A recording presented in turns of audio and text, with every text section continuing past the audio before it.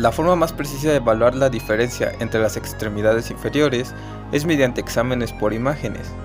El primer método de escanografía fue descrito por Merrill en 1942.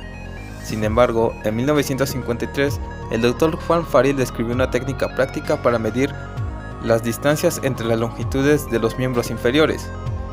El principio en el que se basa este método es muy sencillo. En lo que respecta a la diferencia entre las dos distancias, la eliminación de segmentos iguales de cada uno no cambia el resultado final. Al ser un método fácil de realizar, que no requiere ningún equipo específico, se realiza a diario en cualquier servicio de radiología general.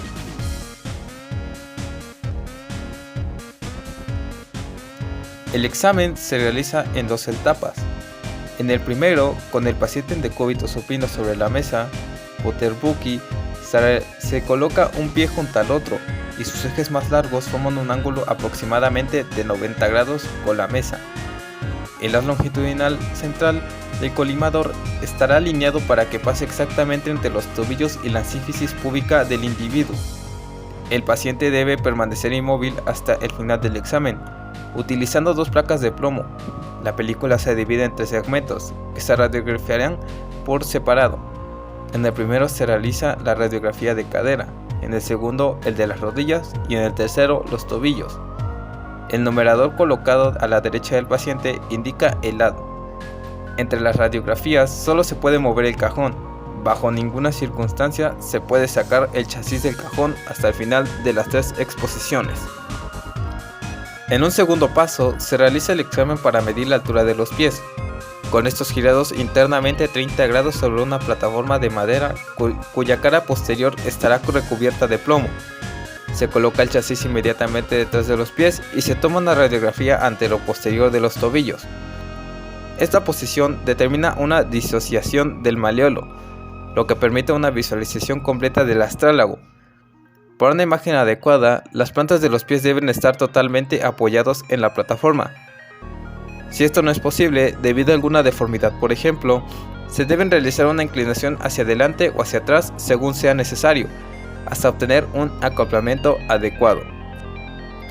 Este segundo paso suele omitirse, por desconocimiento o porque en la mayoría de los casos no existen diferencias significativas entre las alturas de los pies. Sin embargo, existen situaciones en las que esto puede ocurrir.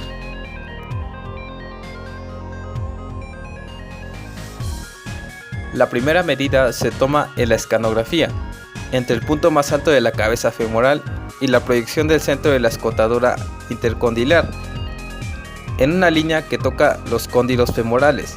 Se realiza un procedimiento idéntico en la extremidad contralateral.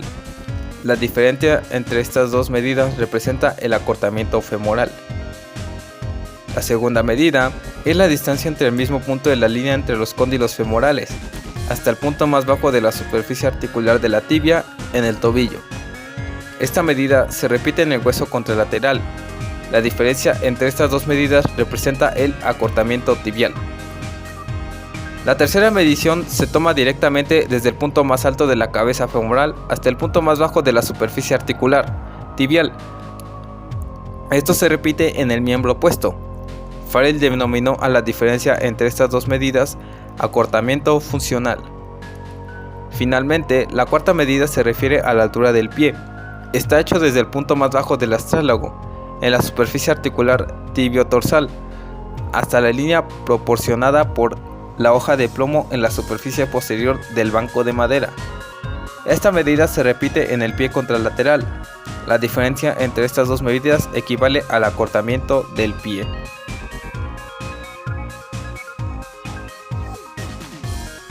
La simetría en la longitud de los miembros inferiores puede deberse básicamente a tres tipos de alteraciones.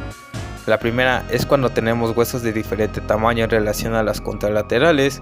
El segundo es cuando tenemos un paciente con desviación en varo o valgo asimétrico, es decir, cuando un miembro tiene una curvatura mayor que el miembro del lado opuesto.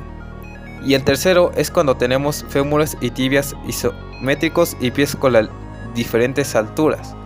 La superposición de estas alteraciones se encuentra con frecuencia, por lo que es fundamental evaluar todas las medidas en conjunto.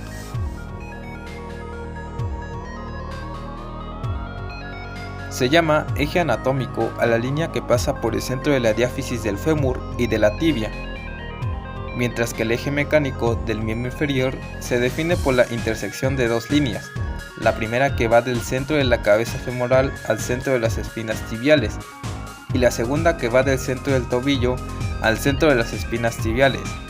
Estas líneas producen un ángulo abierto hacia afuera que en condiciones normales no debe sobrepasar los 7 grados.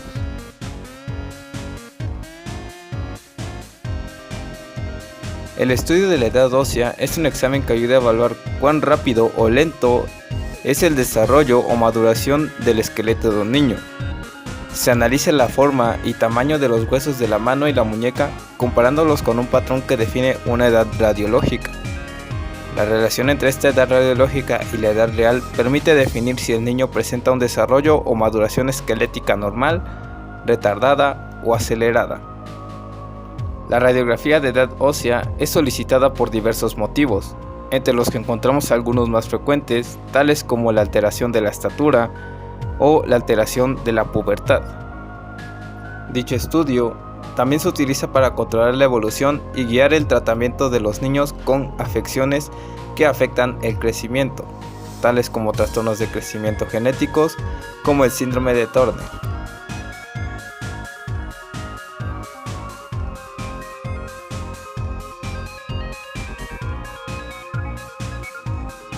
El paciente puede estar sentado en una silla o si es muy pequeño puede encontrarse sentado en las piernas del familiar acompañante, siempre con el delantal plomado. Se pregunta cuál será la mano con la que escribe o más utiliza y se radiografiará la contraria. Se coloca la mano del paciente apoyando la palma en el chasis. Para evitar el movimiento se utilizan telas adhesivas o esponjas. El RC irá angulado en 0 grados, incidiendo a nivel de la tercera articulación metacarpofalángica. Es importante colimar a la zona de estudio. Se realizará el disparo cuando no exista movimiento de la extremidad. Los criterios de evaluación de la edad ósea es que se debe visualizar estructuras sin rotación. Se debe visualizar la totalidad de las estructuras de la mano, de los dedos hasta la muñeca. Generalmente, como protocolo, se anota la fecha de nacimiento del paciente para así tener la edad cronológica del paciente.